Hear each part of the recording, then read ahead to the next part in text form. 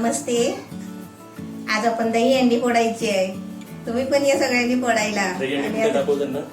दही अंडी बघा वरती आहे. आणि फोडायला कोण आलेत माहितीये का? रत्नागिरीचे किरबंडल आले आहेत. कशाने फोडणार आहे तू? काठीने. दही अंडी काठीने फोडायची आहे. सर्वात आधी रूल सांग त्यांना. टूल्स कसे? आता आपण दही बांधली आहे, हंडी बांधली आहे. आता ती आहे ना, डोळ्याला कपडा बांधायचा. ठीक आहे, आता बांधायचं आहे ना. चष्मा काढ. नाही दिसत आहे याच्यात काय? मी टेस्ट केले कारण गेम मम्मी खेळणार आहे. आणि किती वेळा काठी एकदाच आपण अशी मारायची, म्हणजे ते हारलं काय जितलं ती एकदाच काठी. ते हंडीला आहे ना, अशी वर कुठे पण मारा तुम्ही. हंडीला मारायला तर हंडीच्या बाजूला मारा. एकदा तुम्ही असं एकदाच किक मारायची. म्हणजे एकदा तुम्ही असं हे करू शकता. असं आहे ना, 5 वेळा चान्स द्यायचा. काहीच नाही दिसत. नाही दिसत नंतर हा कपडा घेतलाय. एकच गाठ मारतो म्हणजे तुला जास्त हे नाही. ठीक आहे. थांब.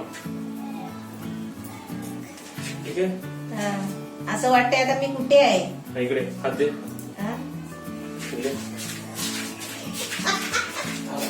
बोलते. अरे चक्कर येईल. चक्कर नाही ना. थांब. पकड. 3, 2, 1 स्टार्ट. किती वर आहे ती? वर किती आहे? वर आता तुला सांगू मी कुठे आहे ते. तू शोध. तुझं घर आहे, तू शोध. हात बीत लाव सगळीकडे. घे, तुला अलाउड आहे, परमिशन आहे तुला. बघ, तू हात लाव इकडे तिकडे कुठे तुझी हंडी बघ. तू समजलं पाहिजे. तुला माहिती आहे की मी पंख्यालाच लावली बरोबर ना. सर्व शोध. फिर इकडे तिकडे शोध. मी फोडणार म्हणजे फोडणार. हा, शोध इकडे तिकडे. काय तुझ्या हाताला लागतंय, काय कुठे आहे तू, तुला लगेच समजेल. मारणार नाही.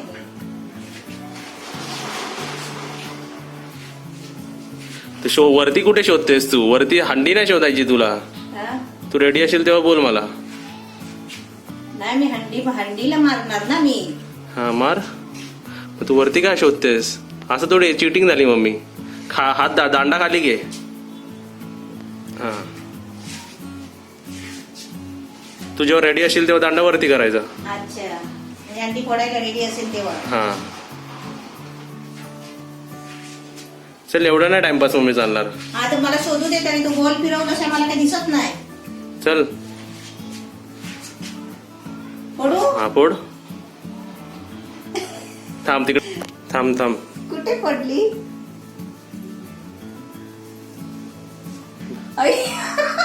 अंडी कुठे? मी आली कुठे? चल, तुला अजून एक चान्स. Round number 2. ठीक आहे. डोळे बांधल्यावर काही दिसत नाही.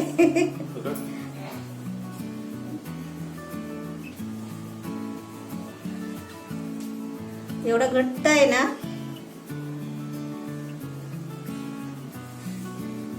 बापरे. एकच गाठ बांधली मी. ठीक आहे. म्हणजे इकडे एकच बांधलीस तरी जाम बांधली आहे. इकडे कुठे? हा, इकडे. अशी फिर. बस. आता बरोबर तू दरवाजाच्या इकडे पकड. ही दांडी अशी राहिली, इकडेच हात राहायला पाहिजे. जर तू रेडी असेल तेव्हा हात वरती कर आणि मग मारायचा प्रयत्न कर. हे वरती गेला म्हणजे चिटिंग करते तू. ठीक आहे. 3, 2, 1 स्टार्ट.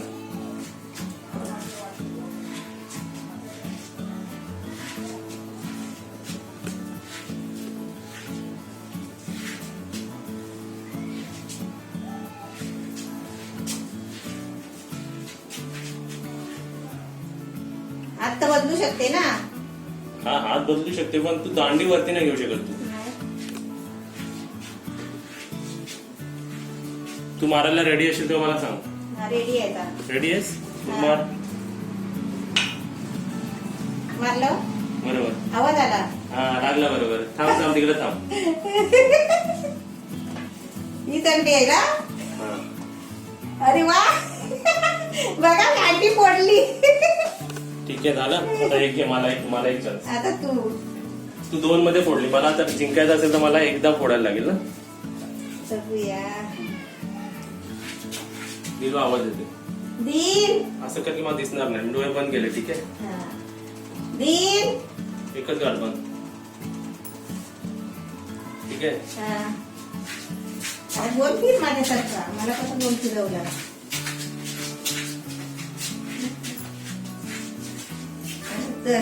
झालं का? पड. पण मला हेच नाही समजत की कॅमेरा समोर आहे. कॅमेरा आहे समोर. तू उठ उठ. तुला काय करायचं? कॅमेरा समोर असू दे नसू दे, तू अंडी फोड. फोड. ठीक आहे. तिकडे इकडे कॅमेरा असेल. हा काय है ना? इकडे सायकल आहे. उलटी पडली. बरोबर ना? बरोबर. कारण मला माहिती इकडे हे माझ्यासाठी खूप सोपं आहे. कारण माझं एवढं जजमेंट आहे. बघ हे इकडून आहे. हे सेंटर आहे इकडे. एक स्टेप घेतला की मला सेंटर येतो इकडे. मग तू बरोबर. तू असा गेला आणि असा पाय केला है ना? असा केला असा. मी तेवढं लक्षात नाही. मी हंडी फोडायची म्हणजे फोडायची. मला एवढं लक्षात आहे की आपल्या इकडे काच आहे. आपली इकडे खुर्ची आहे. इकडे सायकल आहे. आपल्या या साईडला सायकल आहे. या साईडला खुर्ची आहे. इथे खुर्ची आहे. इथे काच आहे. पार्टी बेड आहे. कुठे पण तू नेला असत ना मला तर लगेच ह्याच्याने माहिती पडलं असतं मला. आणि जर इकडे पण नेला असतंस तर मला कंदीलाने माहिती पडलं असतं. तू पण मला तिकडे तर नेणार नाही. आता आपली दहीहंडी आहे किंवा तुम्ही पण असं दहीहंडी खेळा घरामध्ये. घराच्या बाहेर जास्त जायचं. घराच्या बाहेर जास्त जायचं नाही. छोट्या मुलांना असं आहे ना, बांधून द्यायचं आणि आपल्या मुलांना सांगायचं फोडा अंडी. आणि त्या दिवशी काहीतरी गोड प्रसाद करायचा खायला. खोबरं बिबरं नारळ फोडायचा आणि त्याचे खोबरं करायचं, तुकडे करायचे, साखर टाकायचे आणि तो प्रसाद त्या मुलांना वाटायचा दहीहंडीचा. आणि आता तुम्ही आहे ना, आपली दहीहंडी खेळून झाली आहे. आता तुम्ही माझी दही चटणी बघा आणि पेरूची चटणी बघा. आपली दहीहंडी सोडतोय ती बघा. आम्ही कशी बांधली होती बघा. आता मडकं कुठून आणायचं? मडकं नाही. मग काय केलं? हा बघा नारळ असं बांधा तुम्ही पण. हे बघा हे बघा नारळ आहे ना, नारळाच्या शेंडी मधून आहे ना दोरी घातली आणि त्याच्यावर हा ना जय साईनाथ भोलेनाथ असं म्हणतात ना साईबाबाचा. हे साईबाबाची चुंदरी आहे. ती मी अशी आहे ना वरती पिन लावला. मग ती झाली ना हंडी सारखं दिसतंय की नाही? मस्त आहे ना? तुम्ही सुद्धा घ्या. आता तुम्ही रेसिपी बघा. नमस्ते. आज मी चटणी बनवते. आज दह्याची चटणी बनवते आणि पेरूची चटणी बनवते. तुम्हाला दाखवते कशी बनवते. आता पहिलं मी दह्याची चटणी बनवून दाखवते. हे मी 4 चमचे आहेत ना, हे दही घेतलंय. त्याच्यामध्ये 1.5 चमचा मिरची पावडर आहे. म्हणजे मिरचीची पावडर, लाल मिरची पावडर ती आहे. 1.5 चमचे आहे. 1 चमचा धना पावडर आहे. हे आपल्याला मिक्स करून ठेवायचं आहे पहिलं.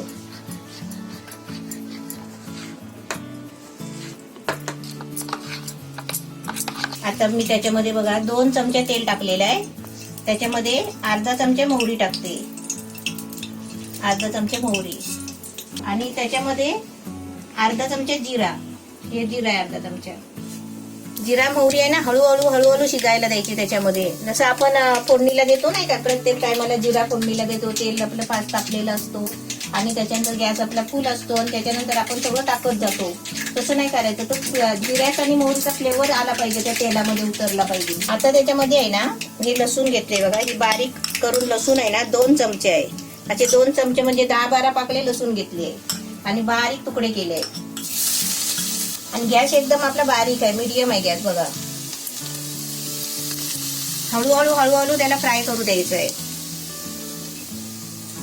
आपली लसूण पण बघा लाल झाली आहे, फ्राय पण झाली चांगली. आता त्याच्यामध्ये हा एक कांदा घेतलाय बघा. हा कांदा मी बघा बारीक कापलाय. हा असा कांदा बारीक कापून घ्यायचा.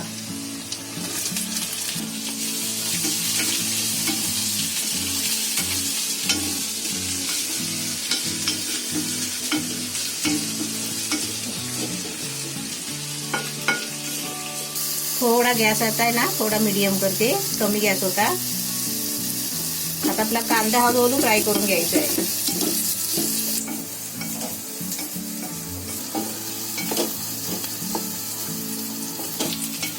आपला कांदा बघा मस्त फ्राय झालाय. कलर दाखव. एकदम मस्त सगळं फ्राय झालंय बघा, लाल झालंय. आता त्याच्यामध्ये आपल्याला आहे ना, आता मी एकदम बारीक गॅस करते आणि आता आपला त्याच्यामध्ये हे आपलं दहीचं मिश्रण टाकायचं आहे. आपलं धना पावडर, मिरची पावडर आणि दही हे मिक्स केलेलं आहे ना, ते आता त्याच्यामध्ये टाकते.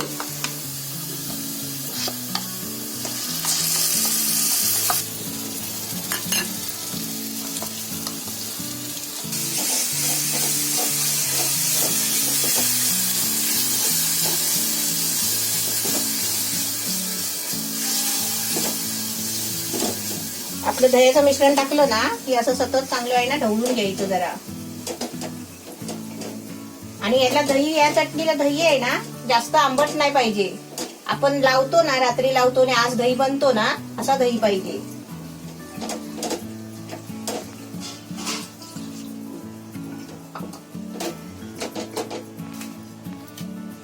आता आपण चवीपुरतं त्या चटणीमध्ये मीठ टाकायचं.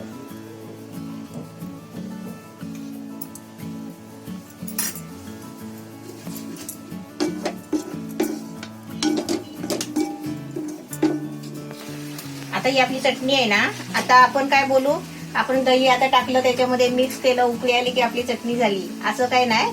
कारण त्याला आहे ना चांगली उकळी येऊन आहे ना, ते तेल बाजूला होईपर्यंत त्याला शिजवायचं आहे आपल्या दहीला आणि मसाल्याला. म्हणजे कांदा लसूण टाकलेला आहे ना, त्याचा तो एक जीव झाला पाहिजे.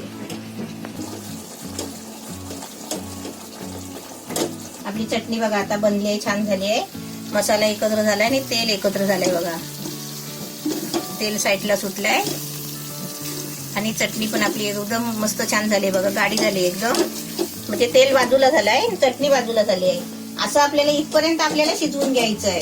आता आपली चटणी काढून घेते बाउल मध्ये.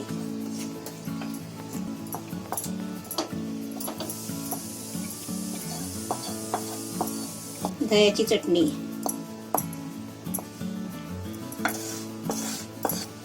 आता आपली दह्याची चटणी रेडी झाली आहे. आता आपण पेरूची चटणी करूया. हे मी पेरू घेतले बघा 2. पेरूची मी चटणी बनवणार आहे.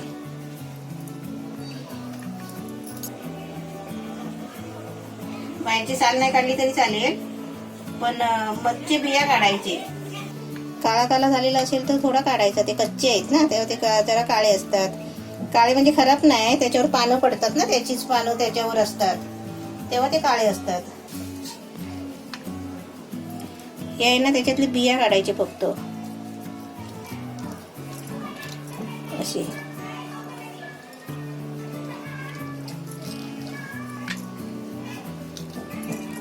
दिल आवाज देते. तिला वाटलं मम्मी कुठे गेली, साडी नेसल्यावर दिसली नाही.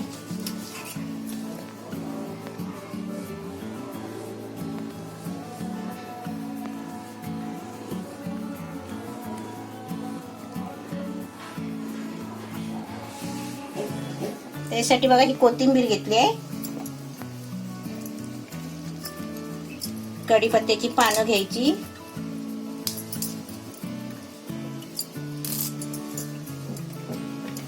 एक 4 मिरची घेतली आहे. एक मिरची तिखट नाही आहे, ही एक मिरची तिखट नाही. हे बारीक बारीक मिरची आहेत.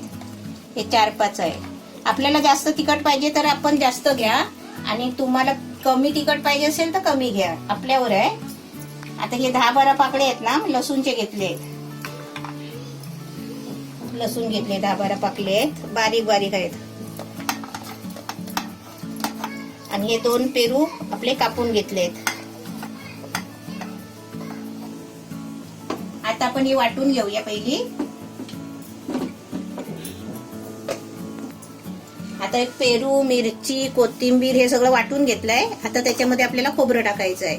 आता हे मी सुकं खोबरं घेतलंय. तुमच्याकडे ओलं असलं तरी घेतला तरी चालेल. ओलं सुकं कोणतं पण खोबरं चालतो चटणीला. आणि याच्यामध्ये आपल्याला चवीपुरतं मीठ टाकायचं आहे. आणि याच्यामध्ये थोडं पाणी टाकून आपल्याला गरगरीत एकदम चटणी करून घ्यायची आहे. सुकी चटणी नाही करायची, आपल्याला एकदम गरगरीत करायची. हे आपल्या दोन्ही चटणी आता वाटून झाले. आता तुम्हाला सांगते, तुम्हाला जर आंबट, तिखट, गोड चटणी पाहिजे असेल ना, तर तुम्ही त्याच्यामध्ये थोडी साखर टाकू शकता. दह्यामध्ये पण टाकू शकता, आणि ह्या पेरूच्या चटणीमध्ये पण टाकू शकता. आपली चटणी बघा आता मस्त वाटून झाली आहे, गरगरीत. 1 वाटी बरोबर पाणी लागलं, आणि हे मी परत थोडंसं पाणी घेतलं. पाणी टाकून टाकून आपण आहे ना चांगली वाटून घ्यायची. आता ही चटणी तुम्हाला मी काढून दाखवते. किती छान झाली बघा. 2 पेरूची चटणी. आता छोटे छोटे होते पेरू. आपल्याला चटणी करायची असेल ना तर एखादा पेरू घेऊन यायचा बाजारात ना.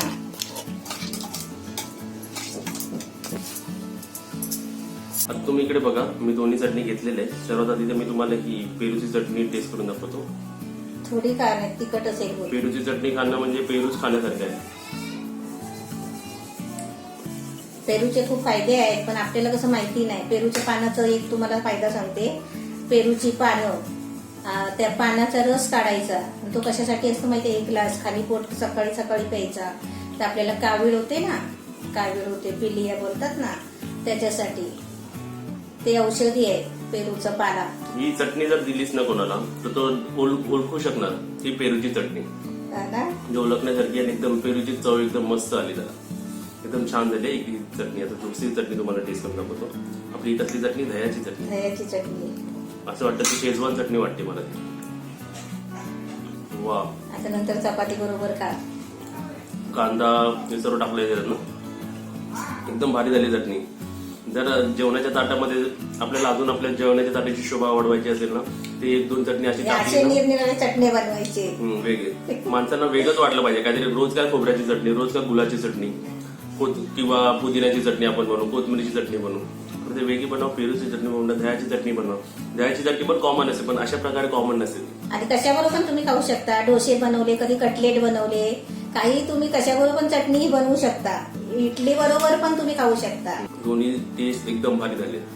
पूर्ण तोंडाला परत पाणी सुटलं माझ्या. तुम्ही पण नक्कीच बनवा. रेसिपी दोन्ही एकदम छान झाली.